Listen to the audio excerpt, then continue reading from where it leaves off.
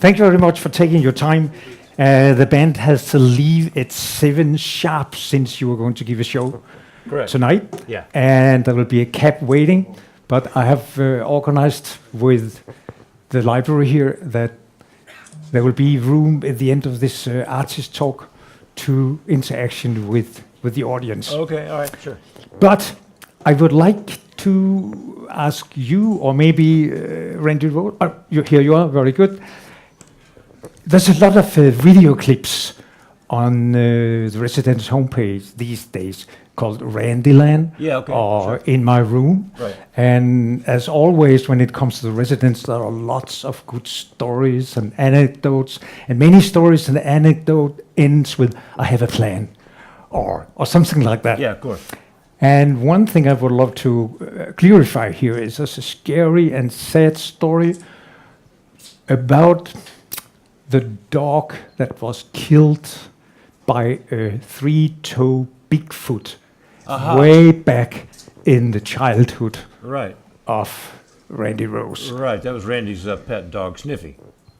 Right. It was the dog Snippy. Right, indeed. And there's a photo album with the mother of Randy, and also there are some hair from this creature. Right. Now, I've only seen 2 episodes, but what will they be able to get in touch with this 3-toe Bigfoot, and how will it end? Because it's a cliffhanger. They're going into a park in Louisiana, obviously a park being owned by the Marx Brothers. Right. The park is actually in Southern California. Okay. It's an old estate near the Angeles National Forest, and Randy has become convinced that Bigfoot is in this forest, and he's gone on a Bigfoot expedition to find Bigfoot there, and all of the episodes have not been shown yet, but Randy did have a Bigfoot sighting near the Cobb Estate, and that will be on one of the later episodes. And you gathered a group of 3-toe Bigfoot hunters, so you are ready to go hunting. Well, Randy was not so successful in terms of actually finding a huge expedition of 3-toed Bigfoot experts. It was kind of a difficult thing. Randy didn't have as much of a budget as he wanted for this, so he wound up just going with his friend Schooner to help him. And so they had an expedition, but unfortunately Schooner was not terribly comfortable with the expedition. It only lasted for 1 day. But they did have a Bigfoot sighting.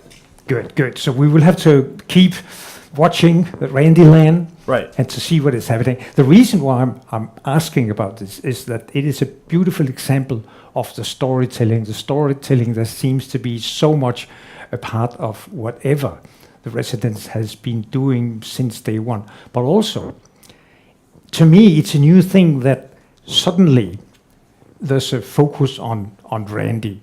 There's a focus on the Randy, his home, the storytelling about the recording studio, the living room, all the things that happened there.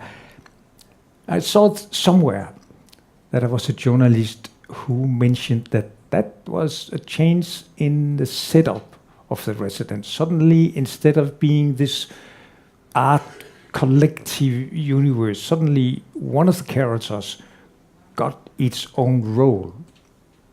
Well, this is actually what Randy, Chuck, and Bob is about. Randy, Chuck, and Bob is sort of a way of creating more personalities behind the faceless facade of the Residence. And I think what happened was the group really started to feel that sort of like faceless entity that they had always been, they started feeling like in the era of the internet and social media, it seemed a little old-fashioned. And while they liked that, it was always something very important to them, they also felt like they needed to upgrade their public image in a way. And that was why we had Randy, Chuck, and Bob. but also in addition to Randy doing Randyland, you also have Chuck, who is putting out solo albums as Charles Bobuck. So you have another wrinkle in the fabric of this change that's currently happening with the Residents. So there was an American journalist, I think, who said that this was the kind of the perestroika of the Residents. You know, maybe the word is too big, but there was the feeling of a reconstruction inside the Residents. In a way, it is a reconstruction. Absolutely, reinvention, reconstruction, rethinking. In these clips, Randyland or In My Room, there are millions of props. There are millions of things made. So in many ways, these very short video clips, 3, 4, 5 minutes, show some of the elements also that has always been part of the Residents, like this story about the 3-2 Bigfoot. Right. It starts with Randy going into the attic, and here is this photo album, and it's there, and the hair is there. So sometimes I'm wondering, how many people are you in order to do all this? Because it takes a lot of time to build not only the stories, you can make them up. Right. We are sitting at the table at the candlelight, but to do the props, to make the photos of the mother, put the hair in an envelope, bring it all into the attic. Well, you know, there's not really a huge group, but the Residents have a lot of support. There are a lot of people that are, you know, emotionally involved with the Residents. And one of the primary people right now is Don Hardy, the filmmaker who made Theory of Obscurity about the Residents. And Don became so enamored with the Residents, and particularly with Randy, that Don volunteered to be the cameraman and be primarily the production staff in order to do that. And it wouldn't have been happening without him. And Don has other colleagues. When the Bigfoot expedition happened, you know, there were 2 other cameramen and the whole crew, to some extent, going out to film, to video Randy's expedition for Bigfoot in the Cobb Estate. So there are a lot of volunteers, people that get involved in it too.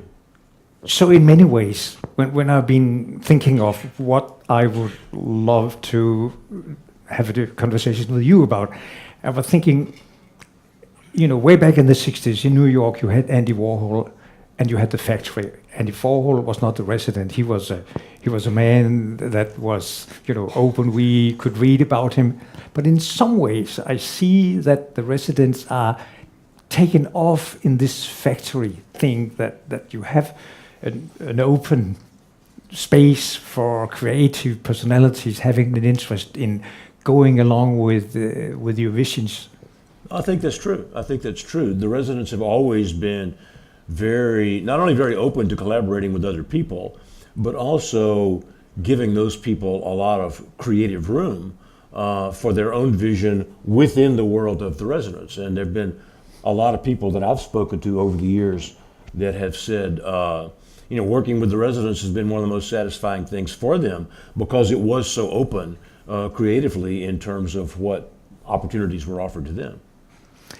But if that is the case, and I'm sure it is the case because I've met great many people who have been working with you, it is a miracle in some ways that nobody has said, you know, the Residents, oh, this is this guy or that guy, and it kind of revealed the obscurity, the whole setup. I was doing an interview with British drummer Chris Cutler back in his living room, and he has been working with you in the 70s, and suddenly in the middle of the interview he said, do you want to know who the Residents are? And I was just thinking for 10 seconds, and I said, no, I don't want to know it, because the fun is... Right, exactly. It's like a little kid with Santa Claus or something, or a magician. If you have a magician doing a trick, as soon as you find out what the trick is, it's not very interesting anymore. And it's the same with the Residents. But what the Residents do, I mean, from the outside, people see the residence as kind of a wall, kind of a faceless, anonymous entity. But when someone starts to work with the residents, that the circle that they draw, they expand to include the people that they're working with. So all of a sudden, that person becomes a resident too. So you're not just protecting their secrets, you're protecting everybody's secrets. So it's a very inclusive thing in that way. You mentioned the movie, Don Hardy's movie, Theory of Obscurity. It has been shown twice in Copenhagen in connection with the festival early on in the winter. But of course, we have to talk about this theory, because there's a couple of theories that you have been working within a framework that has been, you have set up. This theory of obscurity, who imposed that to the way you have been working? Well, it's not so much a matter of imposed as a matter of it being suggested. And,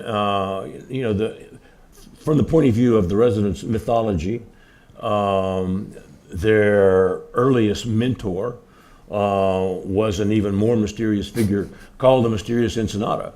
And he was brought to them with Philip Lithman, Snakefinger, their guitarist. The two of them showed up at the same time. And the Mysterious Ensenada had this idea, this concept, that artists do their best work when they're obscure, when they're free from the expectation of their audience, critics, peers. They're obscure, they're purely in a position to be able to do what feels most right and correct and pure for them.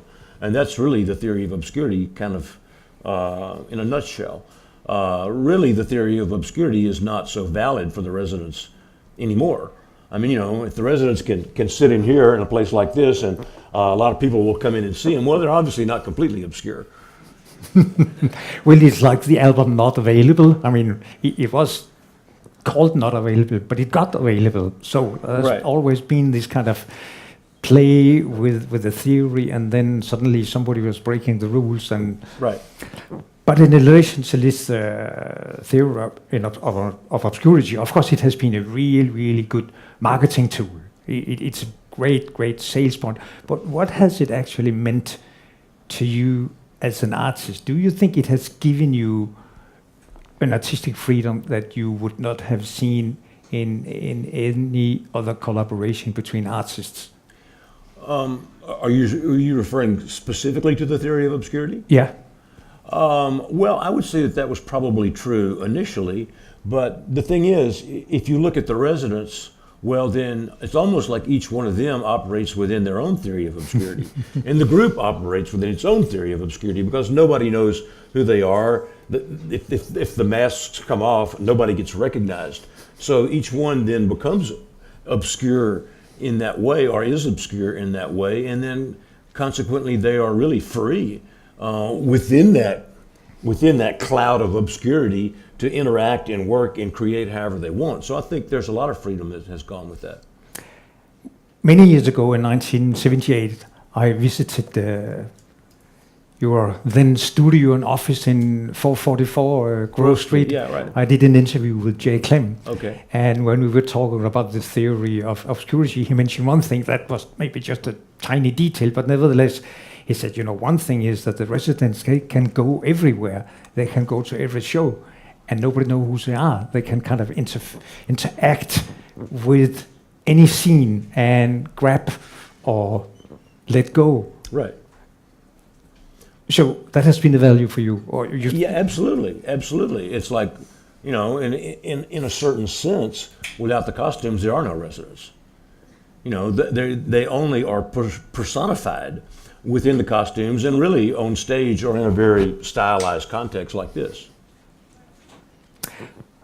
You were talking about the Mysterious Ensenada, and again, when I was visiting Jay Clem, did an interview, that was the big thing. The Eskimo album was in the can, and he was telling amazing stories about Ensenada, going to Greenland, and of course it's interesting for us being in Denmark. Sure. Greenland is part of the Danish kingdom.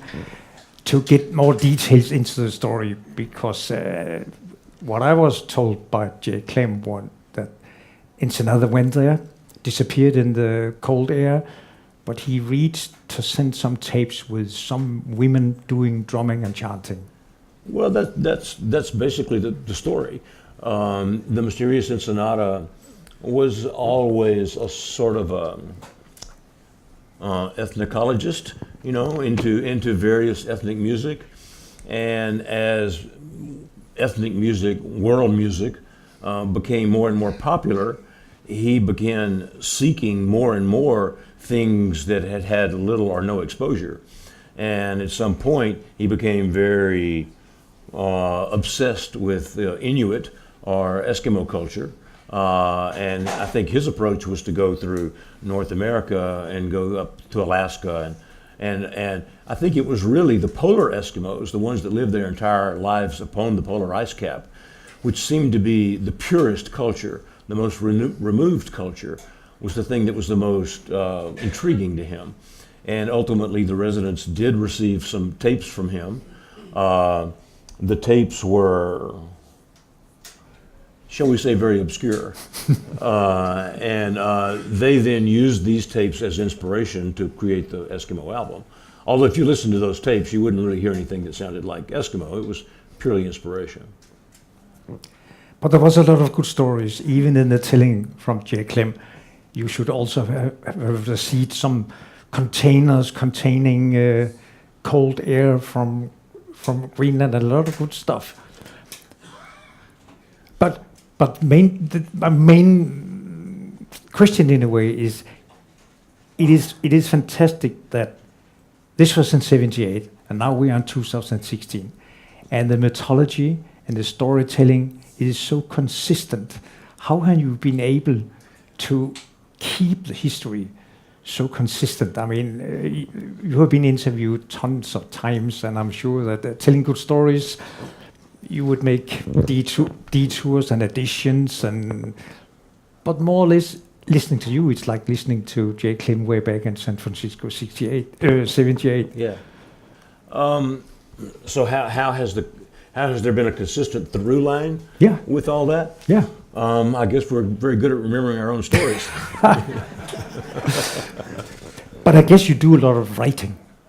Well, yeah, there's a pretty good bit of writing done, but most of the writing is actually done within the context of residence projects. I mean, which is very different than what's going on right now, or what goes on in most kind of like interview or promotional contexts. So, you have not made the residence story handbook to kind of double check all the mythologies and stories being told? No, not really. Not really. I mean, you know, in some ways I sort of suspect that will happen someday. You know, for myself, I don't really keep journals, but a lot of everyday business work that I do, and not just business work, interaction. You know, I have a series of yellow legal tablets that I take notes on. And I save all those tablets. When I finish a tablet, I put it in a box and I date it. And if I finish another one, I put it in the box and I date it. And it's very interesting to me how I can go back and look at those tablets from 20, 30 years ago, and it can refresh my memory in a very strong way. And someday I have thought, well, you know, when all this is in history, I might like to go back and try to create a definitive history of the residence. And that may happen, but right now it's too exciting to continue to develop the present and the future. But in that sense also, there are similarities to the visions of Andy Warhol. He also documented everything and seen from my end of the world, from kind of the art interest. He had all these photographers and camera people, and he kept his diaries and things. So there are some interesting links there, this lost documentary thing. And looking at Randyland, whether it's props or not, but the studio, the living room, all the boxes, if that belongs to any living person, it seems as if some of you are really a serious collector. Well, there's definitely a serious archive there, and I'm the person that's done most of the artwork for the residents over the years. I've done almost all the album covers. I've done most of the group photography. I've been art director on a lot of the videos, and so I've maintained a collection of most of the artwork that I have created for the residents. I mean, at this point in time, it sort of neatly breaks down into two 20-year eras. The first era from the early 70s through the early to mid 90s was all analog. And so all that exists as physical pieces of art. From roughly the mid 90s to now is the digital era, and that exists on a bunch of hard drives and CDRs and DVD-Rs. And I'm actually negotiating with the Museum of Modern Art in New York now to turn a lot of that archive over to them. Yeah, because they got some of your early videotapes because you were regarded as being pioneers in making rock videos. Right.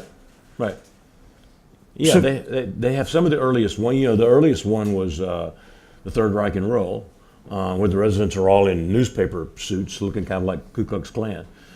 And that's in the permanent collection of the Museum of Modern Art. The 1-minute movies that they did for the commercial album in 1980, that's in the permanent collection there. So yeah, the Museum of Modern Art has been very good to the residents. But that brings us into the whole thing about technology, and then we can return to the storytelling, because you have been really, really progressive in using new technology all the way through, from your first movie back in the early 70s, then making tape manipulations in the studio, and then you were doing nearly any kind of digital format that has appeared, Laserdisc, CD-ROM, games. Who has the main interest there? Is that also you being the kind of art director, or is it also again in a collaboration with supporters or artists from the outside coming to you saying, "Hey, there's a new feature, the Laserdisc. Could we do things there together?" Or It's really a combination of all those things. I mean, there's so much stuff has happened over 40 plus years that all these things have developed or evolved from relationships, really. Some of these relationships come from the outside. Some of the relationships happen within the residents. There is a guy that I made friends with 30 years ago named Michael Nash, and he was a curator of videos at in a museum in Salt Lake City. He then went to another museum, Walker Art Center in Minneapolis. Then he went to the Long Beach Museum of Art. And then at that point, he went to work for the Voyager company that was doing Laserdiscs. Well, my relationship with him was the reason why the residents did a Laserdisc. And then continuing to work with Voyager, that was the reason why the Freak Show CD-ROM was done. So that's just one example of how relationships have influenced the development of the residents. But then an idea from these things will come within the group, and then all these ideas will start bouncing back and forth within the group, and that's ultimately what creates the product. There was another guy named Jim Ludke. Jim Ludke was the primary artist on Freak Show CD-ROM and Bad Day on the Midway CD-ROM. And it was the connection with him really that made those happen, because he's the person that had the vision and the technical ability to realize the artwork that allowed those things to happen. some of the artworks you have been doing has been very, very popular. Returning to the Eskimo album, I guess that was where, in that period, the eyeball thing was introduced at the first time. Right, right. Well, there was an interview with you recently in a magazine in Australia, where you were, I think it was Australia, could be New Zealand, but anyway, on a country where you're going to further on in this tour. Right. And then you were talking about that this very, very strong visual image nearly took over. I mean, you were kind of I got the impression that you were kind of stuck in the image. It was very hard for you to move out. Yeah, well, the residents originally intended that each time they did a new project, they would have a new faceless image of some kind. And if you look back historically, particularly at the 70s, what you see is you see the newspaper suits, you see asbestos suits. There's another one where they have kind of a rectangular box shape over their head, which indeed actually was boxes that 7-inch records came in. So when it came to Eskimo, they felt like this was a very important project, and they wanted something really new and really different. And their original idea was to create this like kind of a silver ball, kind of like a Christmas tree ornament or something. So it was going to be the same, tuxedos with a silver ball with a top hat on it. And so I had the job of going to Los Angeles and meeting with costume makers to get these made. And I met with several people, and all of them said, well, you can't do that. What'll happen is it'll fog up on the inside and you can't see, and it'll be hard to breathe in there and people can't hear. And it's like, okay, well, I guess that's true. So I went back and took that information back to the residents. And so at that point, the eyeball came up. And so there's still difficulties with the eyeball in terms of seeing and hearing and breathing. But at least with the eyeball, there is a little bit of a hole in the front, with black cloth over it. So you can see through a little porthole like that. You can hear some. I mean, the image was so strong and so readily accepted by people that people have always thought that the residents wore these eyeballs in concert. Nobody could play an instrument wearing those things. I mean, it's interesting how pervasive the image of a band playing with eyeball heads is. But for the most part, it never really happened except in very small. They might play one song like that just for the effect of it, but it was just completely impractical from a performance point of view. But what was they made of when you finally made them for photo sessions and for this one song? What are they made of? I've never touched one, so I have no clue. They're made out of a kind of hard rubber. Ah, okay. It's called neoprene. Okay. Ah, okay. And these were made by a guy. I mean, if you see the film, the guy who made the original eyeballs, his name was Mark Siegel. And somebody just directed me to Mark in Los Angeles back in, I guess, 1978. And he was working on a TV program called Battlestar Galactica. And he was just a great guy, completely bored. And I came to him with this eyeball idea, and he completely lit up. And so he made the original ones. But the whole idea of escaping from the image of the eyeball or escaping from them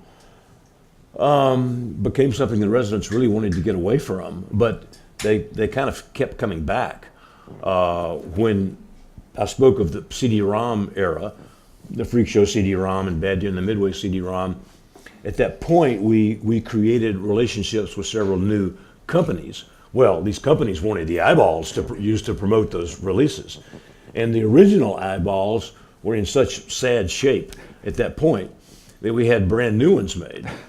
And so I went to the same guy, Mark Siegel, who actually, at that time, the second time when I found Mark, he was working for Industrial Light and Magic, George Lucas's special effects company in the Bay Area. And so Mark by that time had become a digital model maker. And he really didn't want to work with those kind of like toxic chemicals anymore, but he still supervised and found a team of people to make the new eyeballs. And he's somebody, I mean, if you see the movie, he's in the movie. He's actually, my wife also works for ILM, and she and Mark became good friends, and he and I are still friends. And it is a strong image. If anybody turns on the light, we don't do it now, you will see many T-shirts with the eyeball. Oh, the of eyeball, course. sure, yeah. Yeah, because it is really strong. But as you mentioned, you have been doing so many other things, and nearly every project you have been doing has been different. When I visited your office in Grove Street way back in '78, and talking to Jay Clem, he mentioned that at a certain point at the mid '70s, you realized that you have to separate the art from the art business in order to keep the residents going. Right. Was that because of the Vilnius Fats movie that cost too much, or what was the point where you realized that you had to split these things?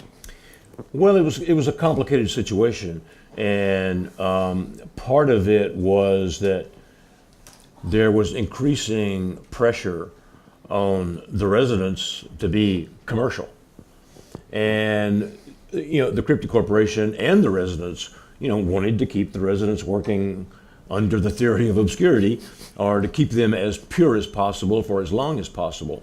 So the whole idea was really to create Ralph Records as a label that could work with more commercial acts, and hopefully the money that could be made from selling these records could then be used to support the residents and keep them making their own particular artwork, or keep a certain purity for that artwork.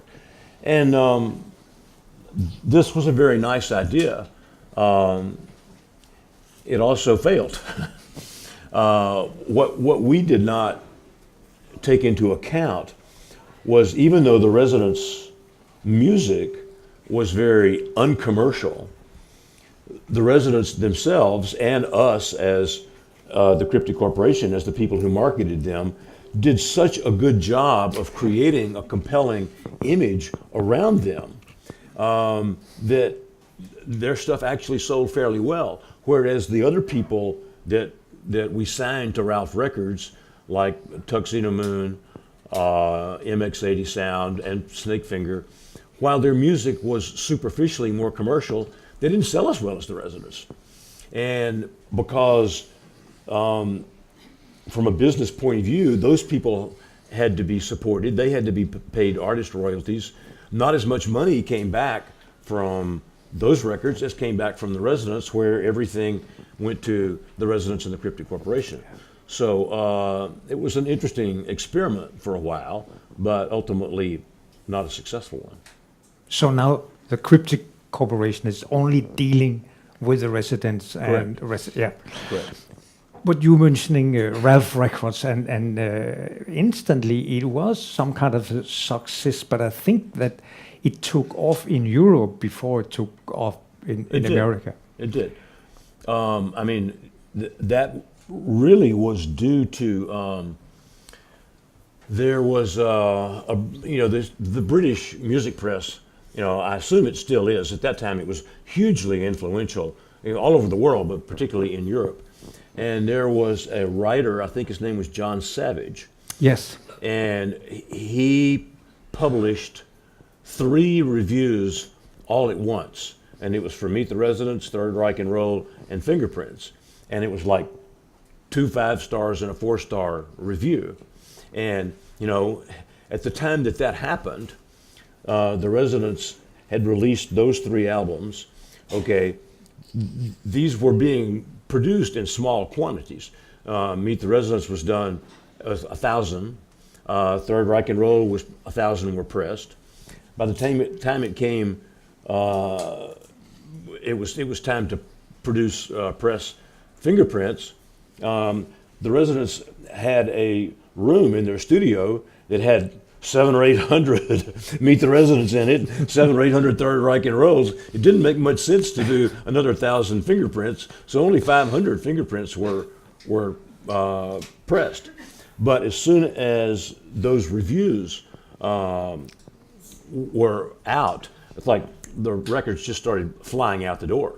And that's kind of the point where everything changed. And it's interesting to see what happened in Europe, because like we have mentioned Chris Cutler earlier on with his recommended records, he was really interested in working with you, even though the whole setup of his was very much political. It was rock and opposition, but meant in a political way.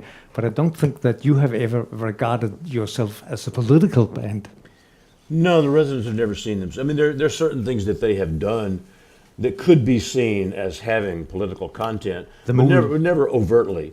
The Mool trilogy could be political battles between two systems, and yeah, well, that's certainly that aspect of it, and I think that had to do with conflict within the residents. In terms of, at that time, they were starting to work with a very big management group in LA, and so there was a conflict between how much they wanted to embrace the idea of being exposed in a broader way through this LA management, and how much they wanted to stay within more underground.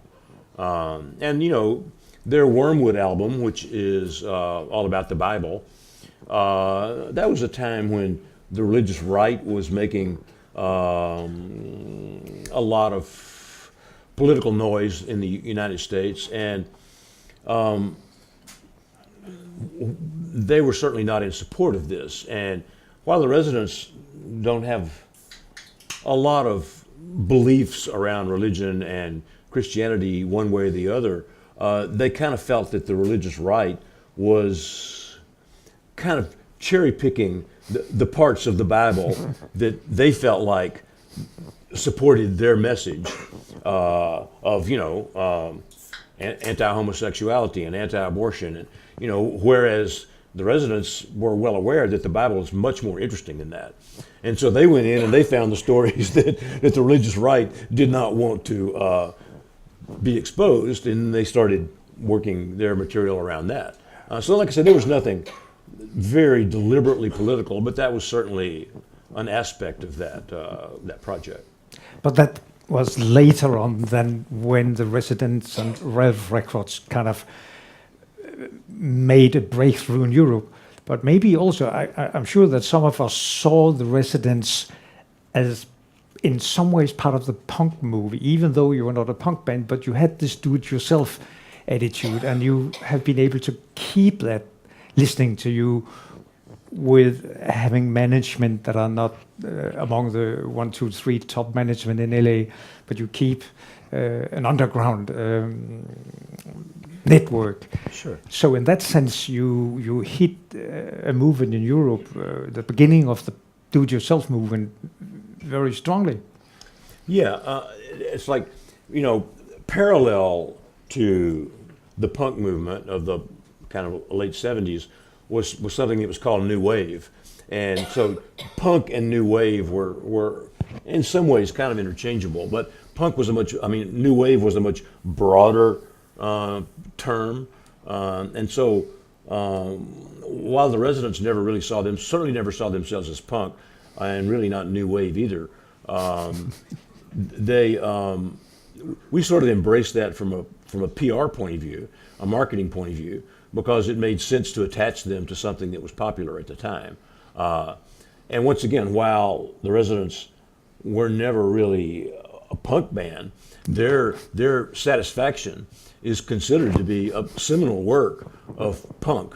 And there was a writer for the San Francisco Chronicle that when he heard Satisfaction, and this was a year or two before any punk stuff existed, he referred to it as the most determinedly repellent music ever recorded.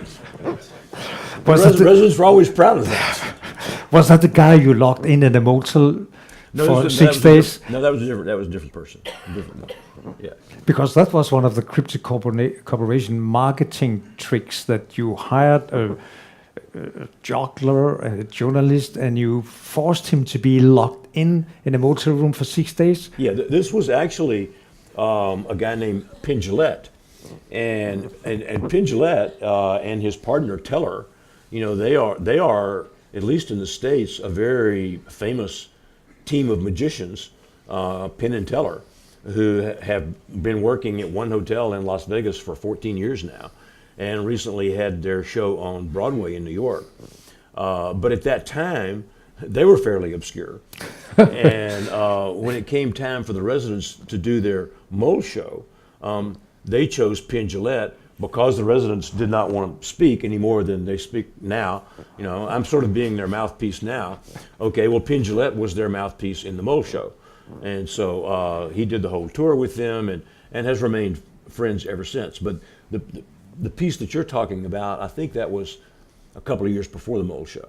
All right. I think it was celebrating your 10 years anniversary, and he was locked in the room with your whole production. Yeah. And on different places at the internet, you can hear him give comments, and he's not a huge fan. Yeah. Yeah.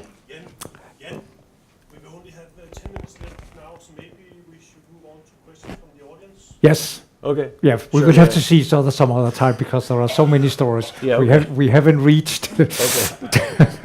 Okay, so there's a microphone somewhere, and please.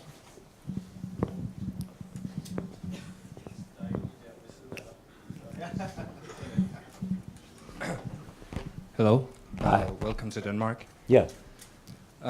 This is like an immense body of work behind the residents, almost impossible to keep track on.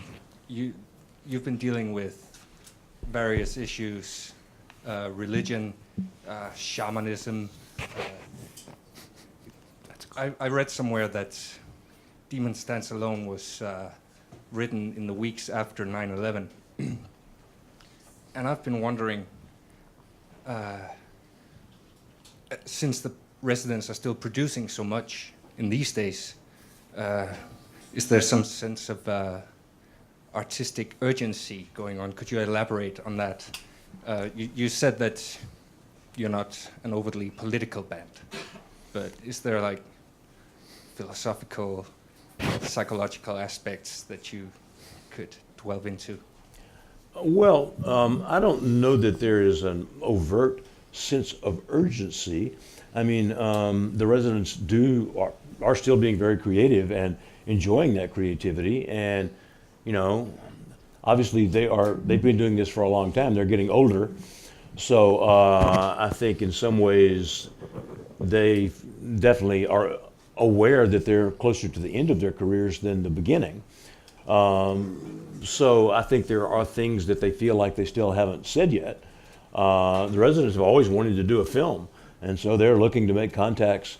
They have a script right now for a film that would take the original material that they did in Violence Fats and recontextualize it into a brand new contemporary story. And that's a project they're very excited about. But, as much of enablers as the Cryptic Corporation is, we don't really quite have the deep pockets to be able to finance a film. So we're trying to find ways to get that done. But I don't know if this answers your question or not, but the residents still are finding new horizons to climb, and that's exciting. Probably. Wasn't a clear question either. Yeah, okay, all right. Any other questions? There's one down there. As a non-English speaker, it was a bit difficult to really clarify what was happening when Charles announced that he left the band for good, sort of. Is there any kind of bad feelings between Randy and Chuck? No, I don't think there are any bad feelings. I think, to be honest, I think there's a little uncertainty exactly as to what motivated this decision from him at this time.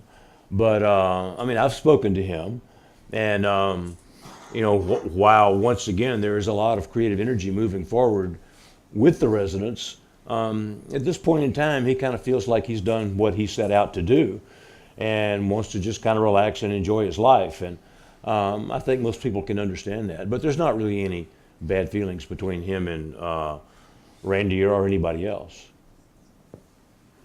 And he's back at a chicken farm, you said, when you were talking about this incident after the South by Southwest festival. Right. Right. And he's happy taking care of chickens. Yeah, I mean, it's a little bit more of a metaphorical chicken farm than a real concrete thing with birds running around, buck, buck, buck, buck, buck, like that. But Good. I just wanted to yeah. be sure that he was Right. a happy man. Any other questions? There's one further down or nearly at the back.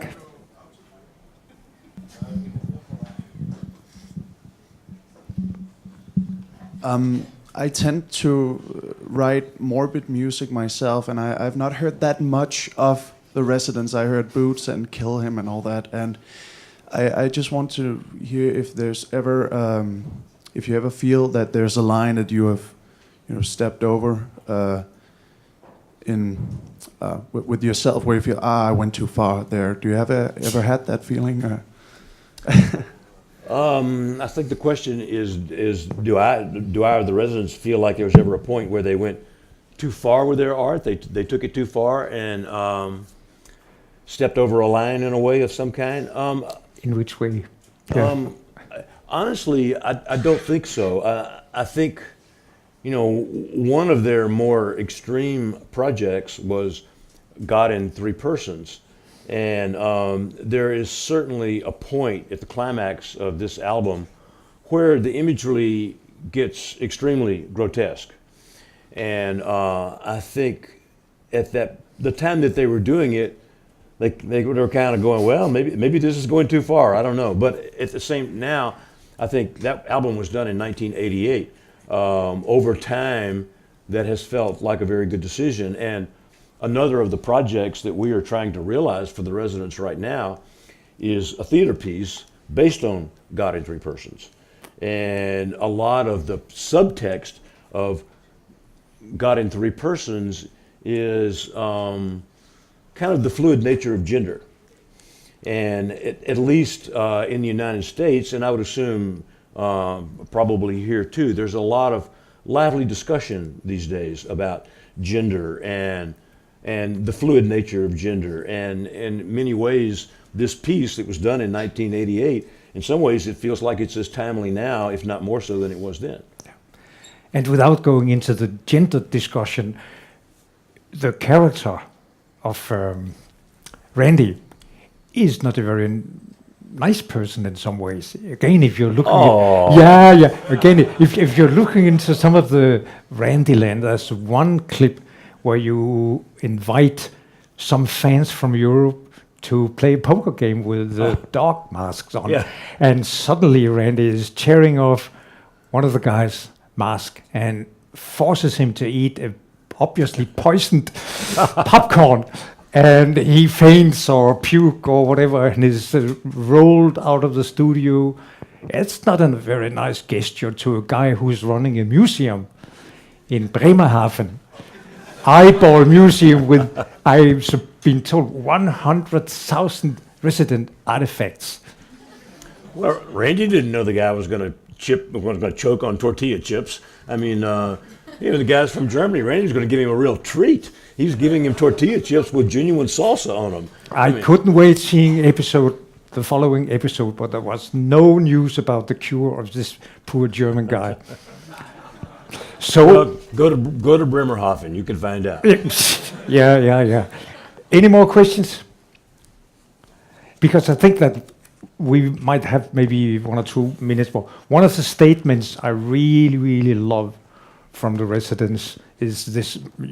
It was an insert in the Eskimo album, and it's called "Ignorance of your culture is not considered cool," and that's maybe to me one of the real headlines of what you have been doing in the Residents, because culture, whether it was trash or high culture or low culture, has always been on the table in this strange artistic blender of the Residents and the team.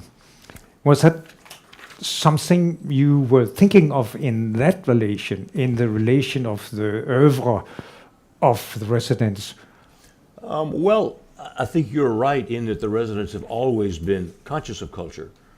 They've always been conscious of it. They've always been conscious of the fact that they had a place within it, even though that place was sometimes fairly obscure.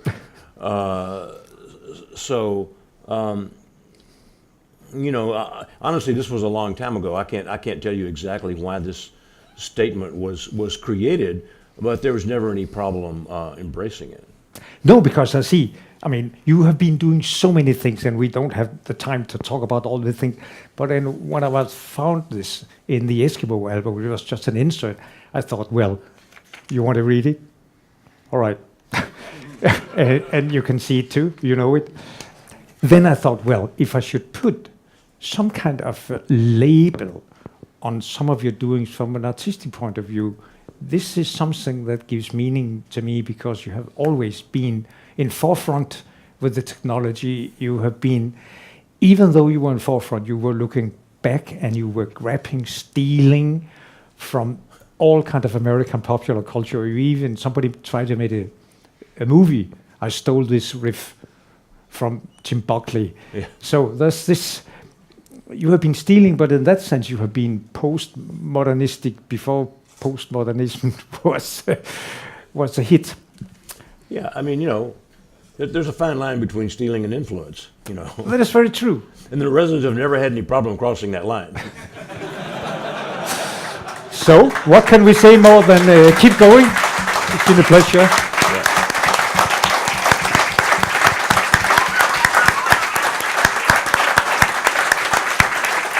And then I think, yes, we maybe should let the residents leave the room first. Okay. And maybe somebody can be sure that nobody is falling over the platform.